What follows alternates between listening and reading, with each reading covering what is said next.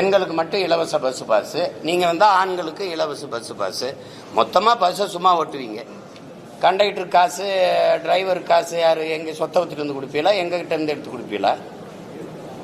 இதுல என்ன இதெல்லாம்? இது ஒரு ஆட்சி, இது ஒரு ஆட்சி மாற்றம். இதுல என்ன ஆட்சி மாறி என்ன ஆகுது? போன தடவை இவர் தான் இருந்தார் ஐயா, எடப்பாடி ஐயா. இப்ப இந்த தடவை இவர் இருக்கிறப்ப திருப்பி ஆளை மாத்தி மாத்தி உட்கார வைப்பீங்க. ஆட்சி முறை மாறுமா? ஊழல் லஞ்சமற்ற உண்மையும் நேர்மையான நிர்வாகம் வருமா? அதான கேள்விங்க.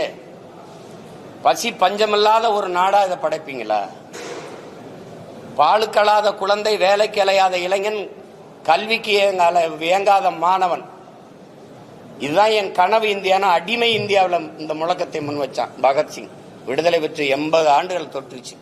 இன்னும் அந்த முழக்கம் அப்படியே தான் இருக்கு. 28 விழுக்காடு மக்கள் இரவு உணவு இல்லாம தூங்க போறாங்க. பல கோடிக்கணக்கான பச்சிளம் குழந்தைகள் பசியோடு படுக்கச்சில்லை.